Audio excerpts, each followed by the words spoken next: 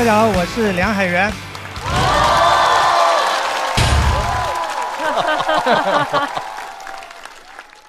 很开心啊，来给大家开场啊。说是开心，其实很紧张，因为我已经很久没有站上过脱口秀节目的舞台了。我上一次在脱口秀节目的舞台还是3年前的脱口秀大会第5季。我当时在舞台上说的最后一句话是“再见，脱口秀大会”。说完脱口秀大会这个节目就真的再见了，一语成谶啊！我自己都有点害怕，我觉得自己特别像那种得不到就毁掉的变态。但这次不是比赛，只是开场，压力就小了很多。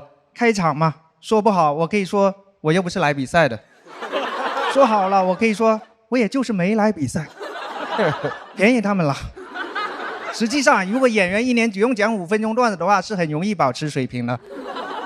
这2年我们整个行业的竞争变得越来越激烈了，什么赛道都有人，什么人都有赛道。我说我已经不比赛了，我应该没有赛道了吧？他们说你是那个输不起那个赛道的，你那个赛道除了你还有张博洋。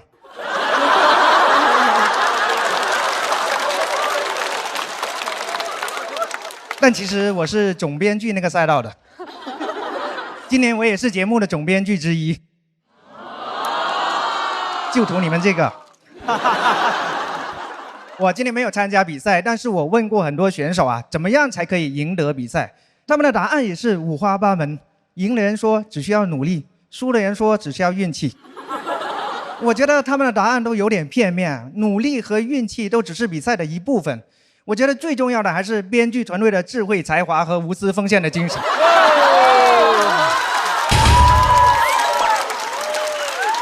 这句话是我们编剧团队一致要求我加上去的。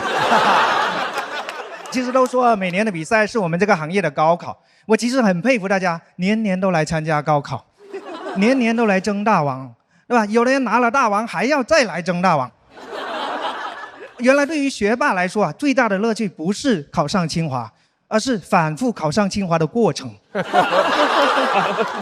我觉得大家目光其实可以放得更长远一点，不要老盯着大王，对吧？领校园也可以争啊，大王只有1个，领校园有4个。而且我帮大家研究过了，领校园需要4个品质啊：专业、热爱、幽默、高情商。有1个可以提名，有2个可以入选，有3个可以常驻，4个都有的话那就厉害了，你还可以去卖牛脆脆。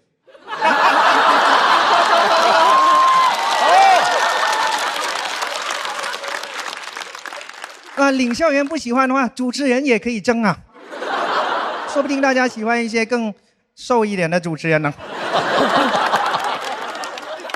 其实说实话，我也喜欢比赛，我只是不擅长而已。人生最痛苦的事情之一，就是你喜欢的和擅长的不是同一件事情。其实很多人都会有这种痛苦的。比如说我们最近就有一个脱口秀演员，虽然他是脱口秀演员，可是他最喜欢的是说唱。他也以为自己很擅长说唱，还非要去参加一个说唱节目，不到1分钟就被人淘汰了。这个事情造成了很严重的后果，你知道吗？因为往年啊都是我们脱口秀演员嘲讽人家说唱歌手，今年脱口秀演员送上门去被人嘲讽了。我们能怪他吗？不能，对吧？他太喜欢了，甚至连他的名字我都不好意思在这个段子里面透露。反正大家听完就哈哈一笑吧。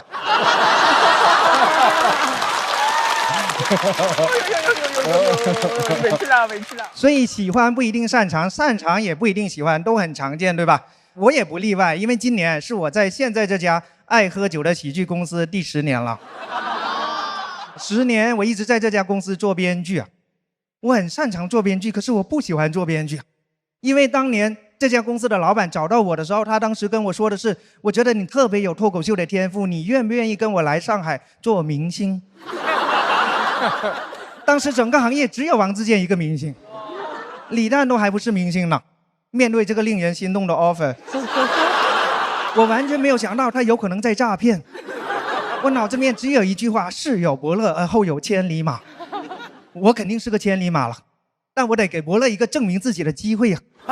现在10年过去了，我没有成为明星，我用了10年的时间接受了这个现实，他不是真正的伯乐，我有可能还是千里马，对吧？我以前心态不好的时候，我还会 PUA 自己，我会跟自己说，我不是什么千里马，我离千里马还差4码，我只是个996码。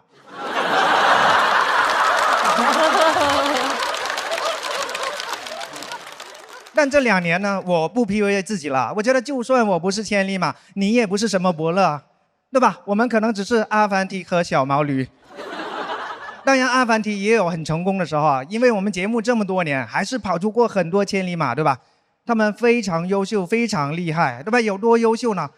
有一些非常的勇猛，他们会在两军交战的时候，他们会一骑绝尘，冲向对方的阵营，加入他们。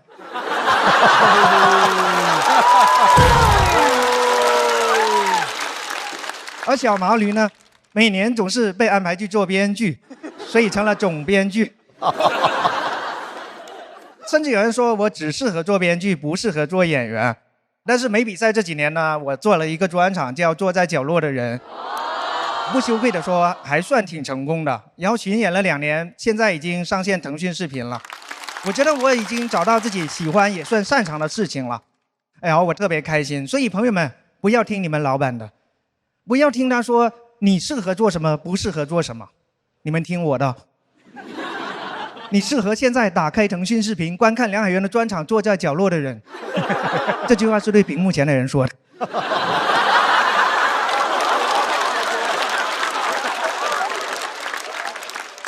有人问专场是什么？专场是1个小时，没有 PK， 没有点评，没有后采，也没有广告，只有脱口秀的脱口秀。这里没有说有这些是不好的意思。如果你在看专场的同时你还能打开美团点闪购，给自己点一些饮料、零食、冰啤酒，只要30分钟，你就可以成为一个幸福的坐在角落的人。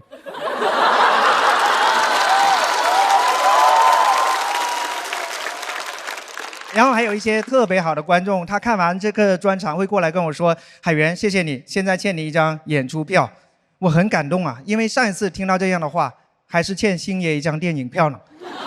星爷可能不在乎，但我是真的想跟你们要因为下一个专场我已经快写好了。不比赛就是写得快目前的进度已经是99%了。名字也起好了，大概会叫坐在角落的小毛驴。具体的演出信息到时候会发在我的小某书和我的短视频账号上。额外提醒一下，这个进度99%，采用的是拼夕夕的算法。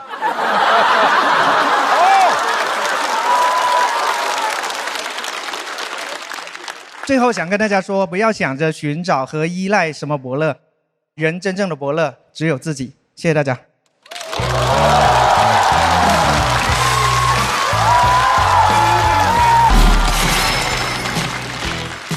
你们好，我是瑞。我发现现在出去玩一趟比上班还累。放假前先得调休，非要调的话，能不能让我自己调？我上半年先把50多个周末放完，下半年就调明年的。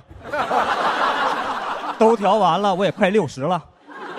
再想出去玩，我就请病假，老板也不敢开除我。N+60，他们赔不起了。我每次做好攻略那一下，已经不想动了，就知道这一路要遭多少罪，酒店会涨价。机票抢不到，景区厕所门口排1万个人，我女朋友那边排2万个。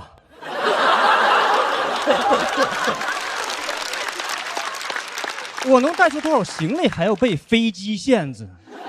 什么21寸10公斤？我有时候就琢磨这个标准是咋定出来的呢？又有体积又有重量。你是要卡我密度？我拿笔算了一下0.23。知道什么东西的密度是0.23吗？棉花呀。啥意思？我带的这一箱衣服里，只要有1件不是纯棉的，就交钱了。我有时候也想穿一件的确良的衬衫啊。就这点额度就够你自己出差用的，跟女朋友出去玩肯定不够用。这时候往出扔谁的衣服呢？关键是扔我的衣服也解决不了问题啊。你们也知道，男的衣服本来在行李箱里也不占地儿啊。我们那个衣服在箱子里都是液体，就负责给行李箱美缝用的。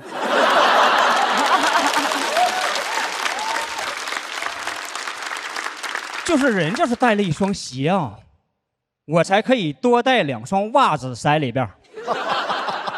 我哪带过鞋呀？我有时候换洗衣服都不够用啊。但是人家要带那种热水壶，跟我说酒店的热水壶有人在里边洗内裤。他要不跟我提这个信息啊，我都没想到热水壶里可以放内裤。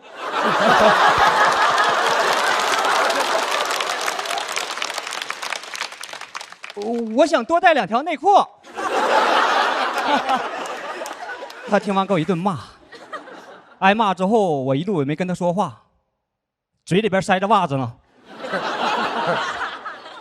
主要远方这种东西靠近之后反而会击碎你的幻想。去西藏之前就觉得那儿是离天堂最近的地方，到了之后我只想在诊所里边吸氧。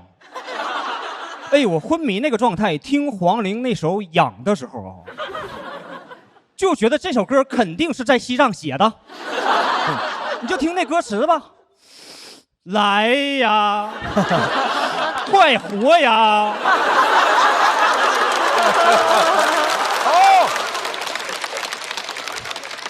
我是背着氧气瓶上的雪山啊，那天风没给我吹死啊。他们一个个穿的都是冲锋衣，我就几件纯棉的衣服。哎，把的确良衬衫套上都不管用啊。当时我就知道这衣服为啥叫的确良了。但旅过游的都知道，就算再狼狈，朋友圈必须是精装的。我在雪山上气儿都喘不匀了，还是放下氧气瓶去找手机呀。朋友以为我要写遗言呢，我发了个朋友圈啊，小小雪山拿下。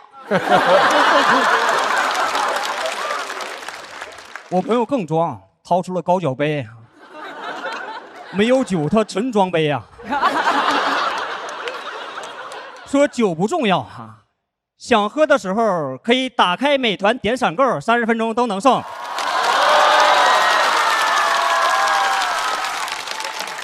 你想装到位，肯定还得出片嘛。我之前是不卷颜值这个赛道的，就这帮脱口秀男演员啊，很难让你有容貌焦虑啊。好不容易有点焦虑啊，互相看一眼，好了。但最近这个丑男联盟出叛徒了，有人学会化妆了呀。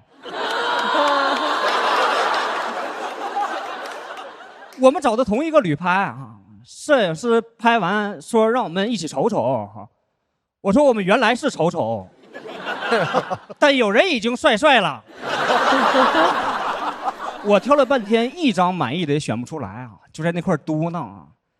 这张太好看了，不像我；这张太像我了，不好看。就没参与修图这个环节啊。但 P 图这个事儿，你自己要是不参与，朋友是真不管你啊。都给我 P 弯了。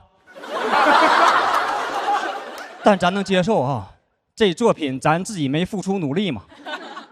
我有点接受不了朋友圈它有评论功能啊。那帮脱口秀演员嘴多脏啊！有一个人用一句话，没有脏字儿就把我们照片里所有人全骂了。他说感觉这张合影里呀，就秋瑞最像他自己。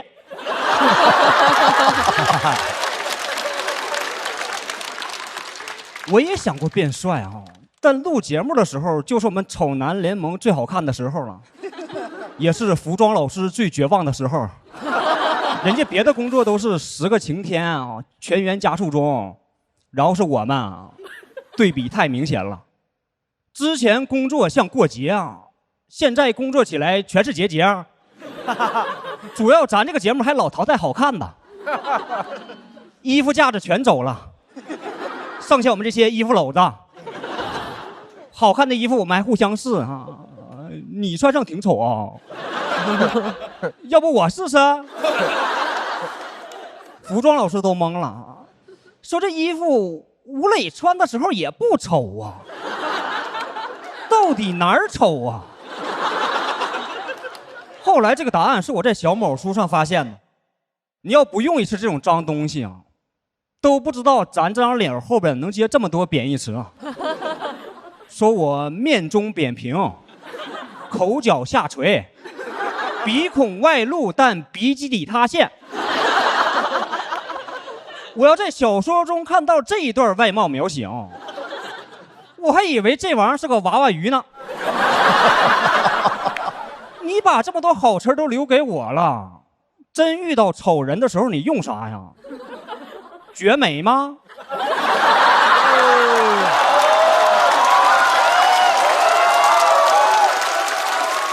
谢谢你们，谢谢你们。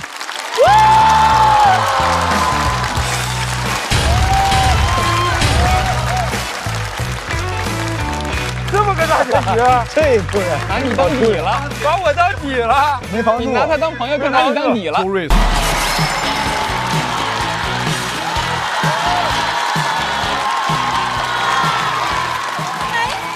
大家好，我是小帕。我录这个节目其实特别高兴，因为节目让我遇到了你们，但也有一点小的憋屈，真的好多东西不让讲，怕吓着观众。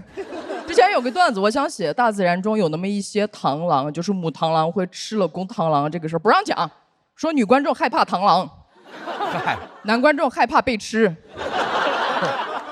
很多诸如此类的愤怒什么的就不让讲，就感觉这个节目它装不下我的愤怒，我的愤怒是个42码的愤怒，这个节目是个36码的节目，这脱口秀的水晶鞋我穿不上，但我真的好想穿，因为只有穿上这双水晶鞋才能参加那个大年30的舞会。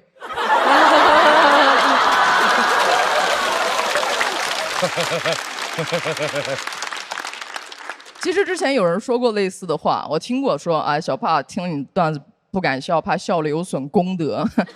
你上我这儿攒功德来了？那你去哪儿笑呢？去庙里啊？看高僧拼盘？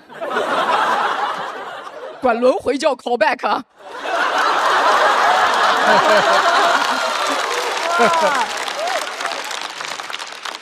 虽然我让大家不要害怕，但最近真的遇到了一点点让我害怕的事情。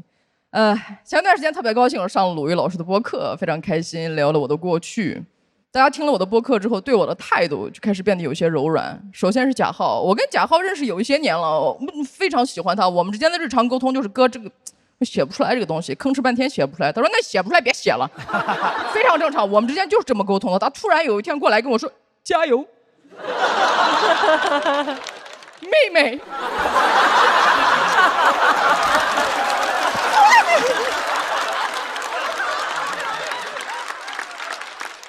那一刻我就知道，播客上线了。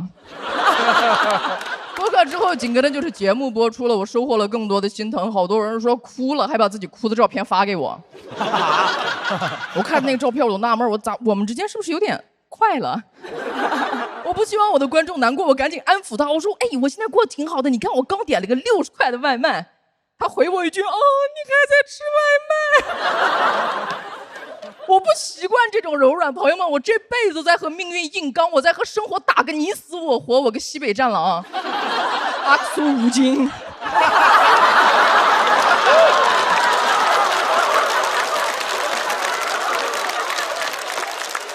突然有几万个人说想抱抱我，上一次有这么多人想抱抱的，还是琳娜贝尔。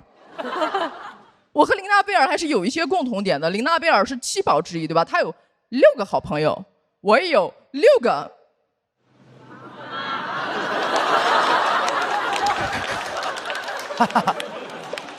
节目播出之后，观众的反应都是啊，好心疼，笑不出来。我理解，观众在关注我的过去、我的经历、我的童年、我的梗呢。没有人在意，朋友们，这些梗都是我连夜写出来的梗啊。经过多少次自我否定、推翻、重建之后写出来的梗，有时候太着急了，写不出来，人真的会哭。我就一边哭一边加梗，一边哭一边加梗，我就哭加梗。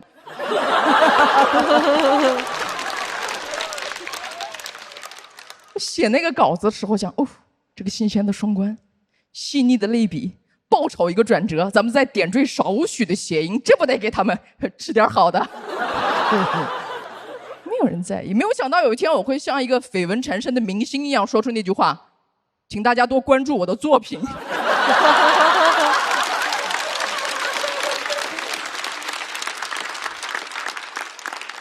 我觉得心疼是一种很珍贵的感情。所以能不能把这个心疼放在我需要的时候，咱们再统一心疼我？比如，我拍抽象广告的时候，上一秒还是我的脱口秀后采，山河还在为我流泪，说我看见了小帕眼里的恨。下一秒，为什么追我？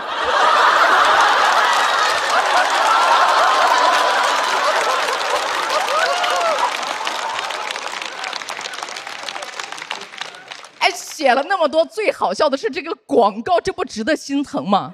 这个广告的弹幕我看了，没有一个人心疼吗？没有哪怕一个人在弹幕上说，哦，好心疼，为了挣点钱，这种东西都拍。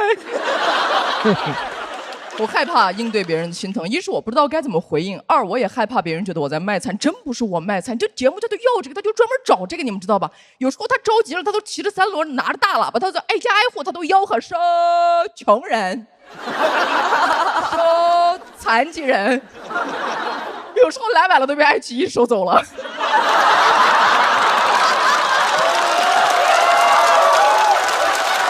这个好。另外，我也害怕观众心疼了之后就不敢笑了。我是一个脱口秀演员，我的工作就是用我悲惨的过去去写段子。脱口秀是我应对悲惨的时候的另一种描述的方式。如果你们笑了，我只是拥有一个悲惨的过去，你们不笑，我就是拥有整个悲惨的人生。我跟你们讲，脱口秀演员，如果下次你们再看到任何一个脱口秀演员用悲惨那种很惨的经历写段子逗你们笑，你们就放声大笑，就放声大笑。我跟你们讲，这个功德它不亚于放生。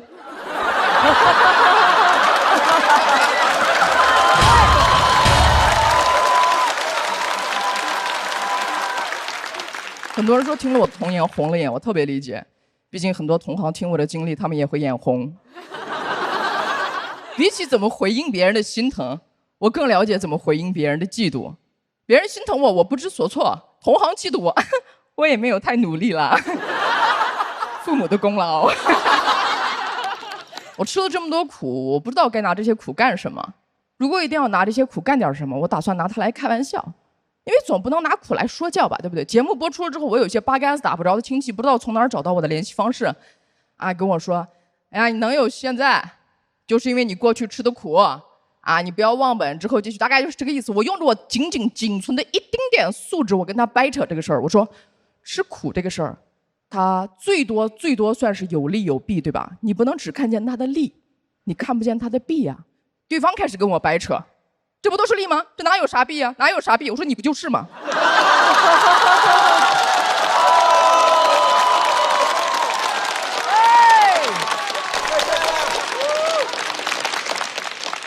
说了那么多，只是想告诉大家，不用心疼我，我已经被看见了。真正需要心疼的是那些看不见的，比如黑灯。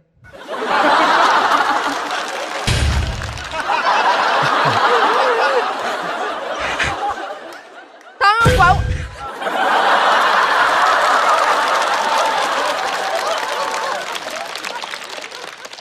以这个段子为例，他们管我的笑话叫地狱笑话，我不认同，因为没有笑话的地方才是地狱。谢谢大家，我是小帕，谢谢。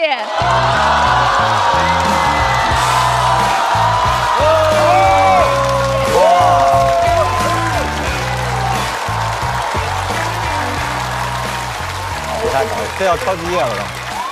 我跟豆哥得死一个了，得死一个了，有点难了，因为后面还有霸哥了。哎 ，Frank，大家好，我是哈哈。操！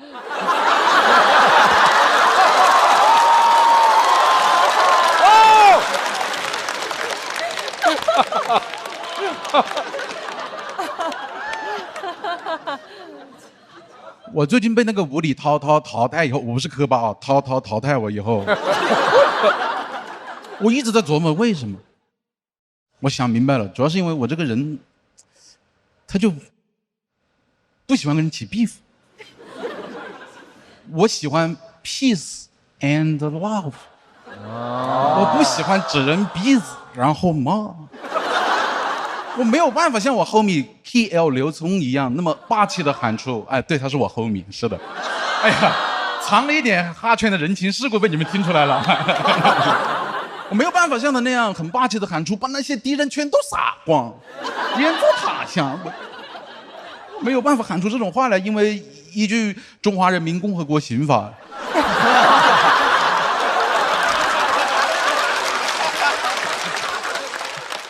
杀人要偿命。我这种性格的人，我就只适合用幽默和生活轻轻交手。像我们这种喜欢 peace and love 的人啊，信奉的是幸福者退让原则，就是碰到冲突就退让，然后回家一边喝那个闷酒，一边在那感叹：“我可真幸福呀！”喂，刘聪吧，有敌人出现了，我不敢跟人起冲突，但是在电影院啊，碰到那种后排踢凳子的人，我还是会咆哮的，我会发出我们幸福者的咆哮。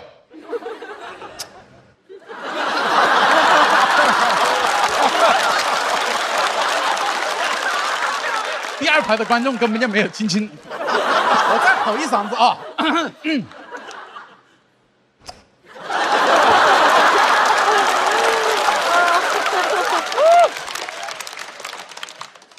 我虽然害怕冲突，但我又喜欢看。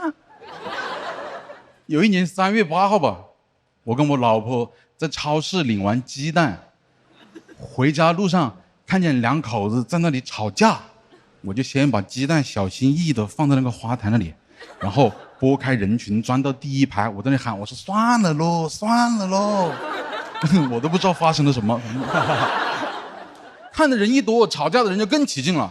眼瞅着要打起来了，我赶紧过去，我就先把那个男的抱住了。我不是正面抱的，有点暧昧，我是在背面，我这么把他一挂住，像个他的书包一样，我把他一挂住。他老婆一看她老公被抱住了，就开始偷袭她老公，打了好几拳，有点隔山打牛，都有点打到我了。我说老婆救一下，救一下。我老婆也从人群里钻出来，把他老婆也抱住了。哎呀，我觉得看热闹真的不要凑得太近了，朋友们，你很容易变成热闹的一部分。一堆人看着两口子背着我们两口子在这里吵架。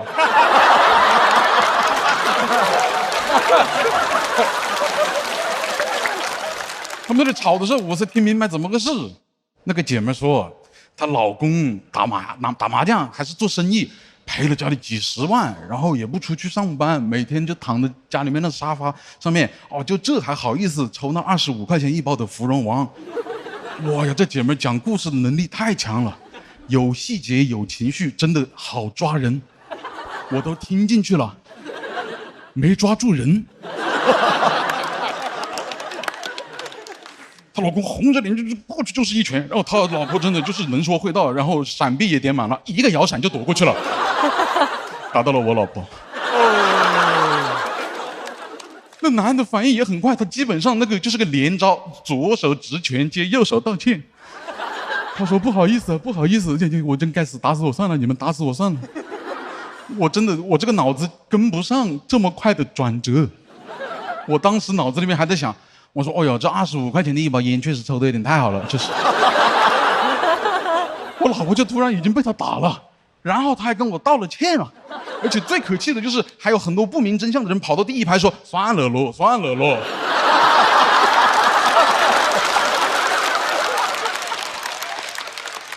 这下也没有办法打他了，我师出无名了，晓得吧？所以我就只能拎着鸡蛋，牵着我老婆，恶狠狠地教训了他一句，我说你下次给我注意点。我就回家给我老婆炒了3个鸡蛋补身体。每年3月8号啊，我老婆就说她现在这里胸口有点痛。她跟我说你好像从来没有爱过我，你在乎的只有那点土鸡蛋。那土鸡蛋你保护的蛮好，你给它藏到花丛里面。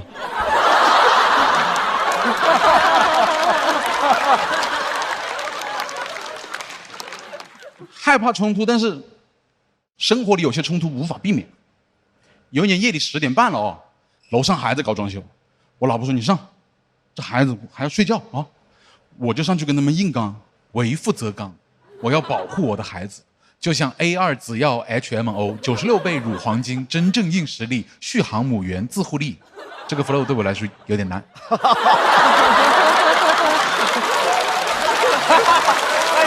那你学习能力蛮强的。背了好久。赚点奶粉钱啊，你体谅一下。我要保护他，然后我就上楼了。我上楼这会儿，那个又没搞装修了。我怕我一冲进去，他说搞完了，那我又只能说，那你下次注意点啊。我想抓个现行，晓得吧？我就在门口一边等他们搞装修，一边开了一盘手机麻将，一边打牌的时候，其实我一边在构思，待会儿怎么吵，因为我没有跟人起冲突的经验，我不会即兴吵架，我这脑子里写剧本呢。我说待会儿我先冷冷的给他看一眼时间，然后问这个点还可以搞装修未必。他肯定讲不出话，我再跟他说你这个是扰民的行为，我是可以报警的，但我觉得邻居一场没有必要搞得这么难看。然后我用手指他一下，关了门，我像打了胜仗一样回去。他觉得我是个硬茬，我老婆夸我是个爷们，我的孩子为我唱起了父亲的赞歌：时光时光慢些吧，不要再让你别走了。这就是我当时打麻将的脑子里面过的剧本。我当时晓得 action 了。咚咚咚，我一敲门，门一开，很震撼。师傅手里拿把大电钻。我说行，等一下我就不用手指他了啊。但是该演的还要接着演嘛，我就恶狠狠的，我得给他看一下时间。真的不该打那一盘麻将的。我忘了把那个屏幕切回去了，我就恶狠狠地给他看了一眼我的牌。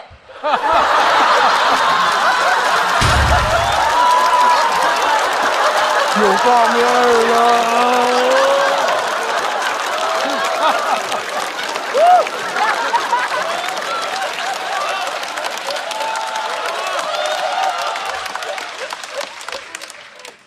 他看了半天说，我不会玩这个呀，这就。我那一下一看，哇，怎么是个麻将？我心里想，我在他脑子里是个什么人啊？半夜不会打麻将，跑上来问他是搞装修的。我那戏全乱了，我就像个人机一样开始重复同一句话。我说：“你可以别搞了不？可以别搞了不？你别搞了，你可以不？”我就像那个杂技抛球一样，把这句话的主谓宾啊，在我这里倒来倒去。别搞了，可以不？你可以别搞了不？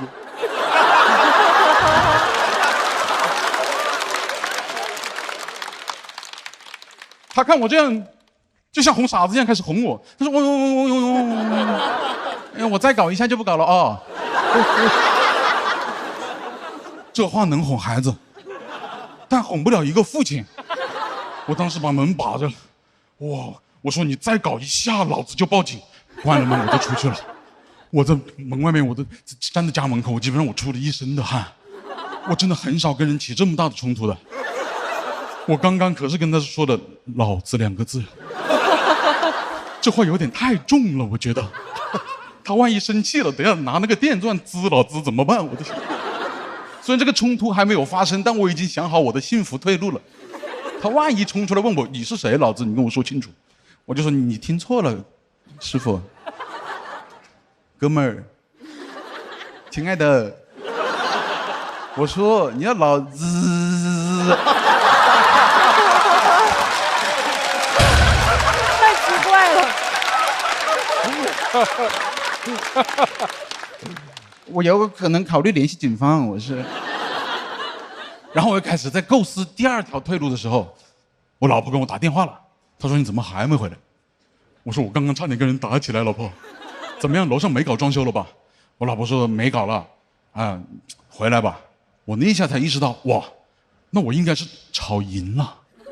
我这一辈子一直在奉行幸福者退让原则，但是那一天我才意识到，退让其实不幸福，吵赢了最幸福。我那一下好开心，我跟我老婆说：“老婆，怎么样？你是不是觉得家里还得有个爷们儿？”我老婆说：“是的，老公，你真的好爷们儿的。你要那年3月8号也这么爷们儿就好了。”现在有哈塔。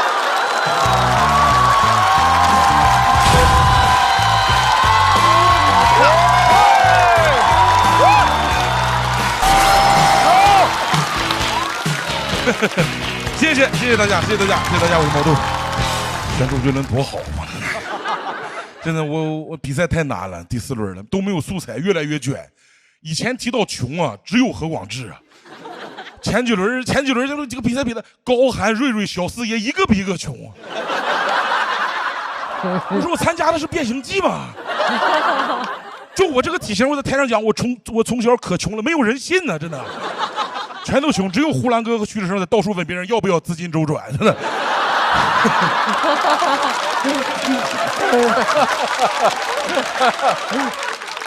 没素材逼得我有点失心疯了，真的。我爸上个月给我打电话说他出车祸了，我第一反应是这个前提好啊。你展开讲讲。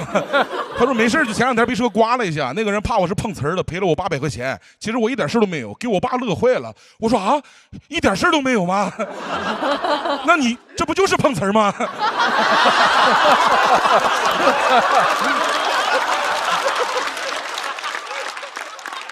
我家真的不算穷，我家01年就买车了，12万全款，真的。哎呦，真的，幸亏我爸出手果断，第2年就买不着这么贵的了。我爸是把本来攒着买房的钱就买车了，很难想象那个年代面对着家里的阻力和压力，我爸用了多大的魄力才做出这么没有智力的决定，真的。他成立了一个营运的 studio， 他是主理人，就是开黑车，是一个 underground 的 driver。我爸说他2年就能把钱挣回来，这台车只是商业帝国的起点 ，studio 接的第4个 case 就被交警控制住了，帝国覆灭。真的，我爸据理力争，交警在那通报说这有个人在这开黑车，我爸说我这是个白车呀，交警说好嘞，哎，这有个精神病在这开黑车。后来就不干了，每天给我妈那个服装店来回拉衣服，每天负责拉布布。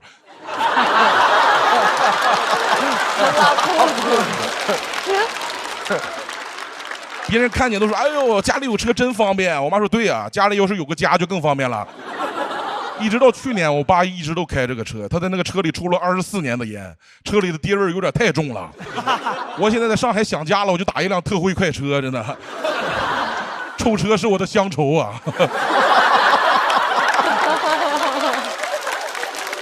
车刚买的时候，我爸把它当宝贝一样的，出毛病都自己修。有一次我在车上玩，那时候我才9岁，就碰了一下那个车，他给我好一顿毒打呀！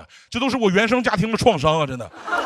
前2年我才知道，那次是我爸正在车底下修车呢，我给他手刹松开了，我就应该有创伤，我差点撞死我原生家庭，真的。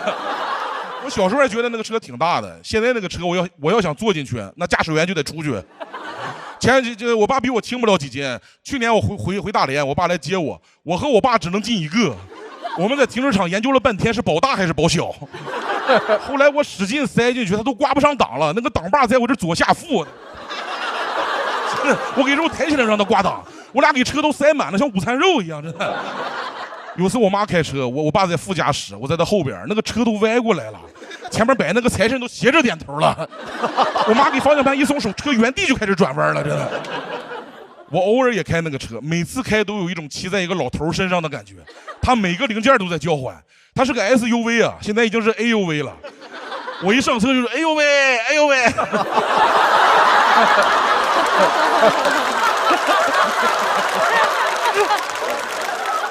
完全驾驭不了，转向系统都老化了，方向盘你得使劲拽才能转弯，转向灯只能左转，这边右转的按下去它就抬起来，那个车跟郭碧婷家一样，这不只有向左。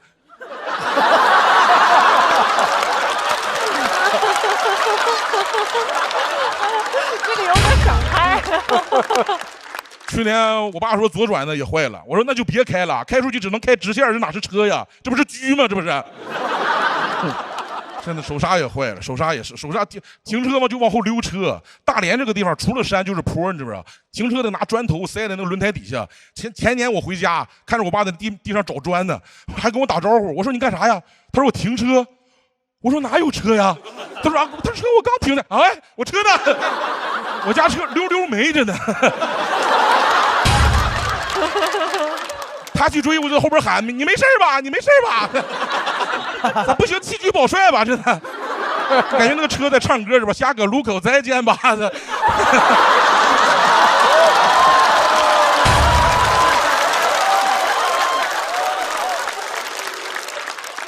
后来就把砖头放在那个扶手箱里了，扶手箱里拿着比较方便。后来有次出去办事儿，一停车，那个保安大爷特别狂，老远就来，这不让停。这边停，去那边，那边停。我爸也没听着他喊啥，下车就拿着块砖头。你说啥呀？他就说你停那儿，停那儿吧，停那儿。零几年刚买的时候，那时候就我家有车，真的特别骄傲。那个时候我爸每次开车来接我放学，同学们都在校门口，我就开始演，哎，我爸爸去哪了？我爸爸去哪了？啊，我爸爸在车里呀。我也不走，就站在车旁边，挨个问同学走不走，送你啊，走不走？哎，你住哪？火车站走不走？火车站走不走？确实有些东西是在基因里面的。我爸就骂我臭显摆，什么玩意儿，真没有出息。他还骂我家到学校总共200米，真的，总共200米，车都不用掉头，是吧？直着开过去，倒车我就回家了，是吧？他非得拉着我围着小区绕一大圈再回家。见着熟人就，哎，老张，对，12万，原装发动机，我送你回去啊。老张懵了，你是谁呀？我问你了吗？我姓刘啊，他说。路过公园，我爷爷正和人打扑克呢，在那看见了就骂他，你看我儿真没有出息，买个破车到处显摆。你们有车吗？一会儿我让他送你们回去。现在这个车真的毛病太多了，我上次开那个安全带还解不开，系上之后解不开了，打电话问我爸，我说安全带怎么坏了？他说对呀，安全带坏了，你开车自己注意安全啊。雨刮器是最神奇的，他那个两个雨刮器啊不同频，下雨就感觉有2个人在我窗外击剑啊。他自己给修好了，修好之后不击剑了，也不刮雨了，下雨他妈刮2下就翻起来了，我感觉那个车在求雨啊。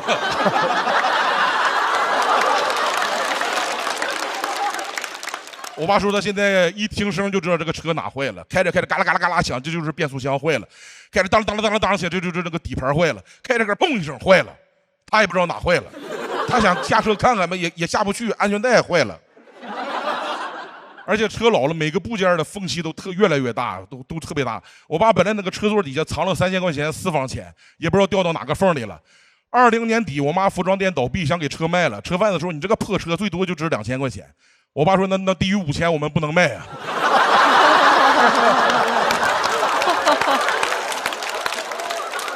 车贩子说：“你这个破车哪块能值3000块钱？”我爸说：“我要找到哪块能值3000，我2000块钱就卖给你了。”16年他还捡便宜，给那个车装了个2手的中控屏，太次了，那个屏幕就这么大，他来接我，那个屏幕一亮，给我吓一跳。我说：“爸，怎么接我还开计价器了？收费啊！”中控屏用了2、3年就开始卡了。19年我第一次相亲，拉着个女生，我也紧张，我想放个歌，那个倒霉中控屏我玩命点，一点反应都没有，我就接着开车。过一会儿屏幕自己开始动了，吓那个女生一跳，说：“你车里是不是不干净啊？”我以为他说车上烟味呢，我说对呀，我爸整的，说叔叔也在车上呢。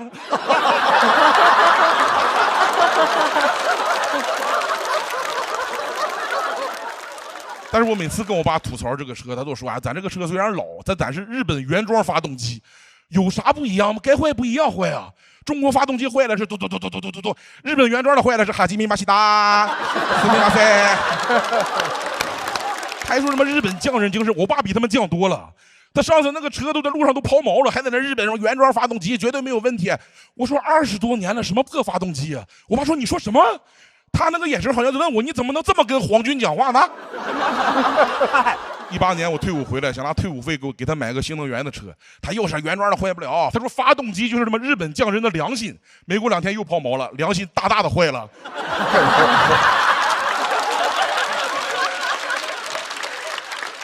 车老抛锚，他老让我下去推，拿我当牛马呀。他不想用新能源，他想用牲口，真的。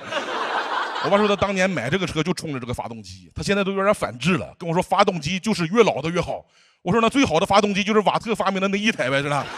真的01年，上海房价才3500，我爸12万买个发动机，我爸脑子是真瓦特了。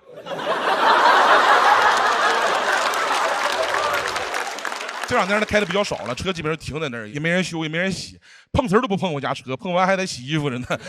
洗车基本就靠下雨，雨越大洗的越干净。去年大连下了场特大暴雨，小区都淹了，洗的特别干净，都不知道飘哪去了。我站在楼顶好顿找啊，老远就看这个车越飘越远。我说完了，这个日本原装的发动机是不是要回日本啊？他雨刮器还在那招手呢，撒尤那拉。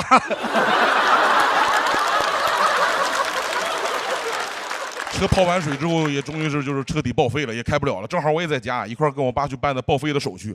就在给我递棒的时候，工作人员说：“你别看你这个车不大，都快2吨了。”我以为我爸又要说的那个破发动机了。他说：“对呀，车是不大，但是我们一家人的回忆啊都在里面了。”工作人员说：“大哥，那我懂你，但你和你儿子先下来呗，就是，你俩得有半吨了呀。还有你这个砖头是干啥？压秤啊？”最后我俩在那个报废厂看着那个车一点一点的被拆解、压扁、运走，好多人生的回忆都涌上来了。我没见过我爸这么难过。他说：“孩子啊，妈，我那3000块钱也在里面呢，是不是？”谢谢大家，我是毛豆。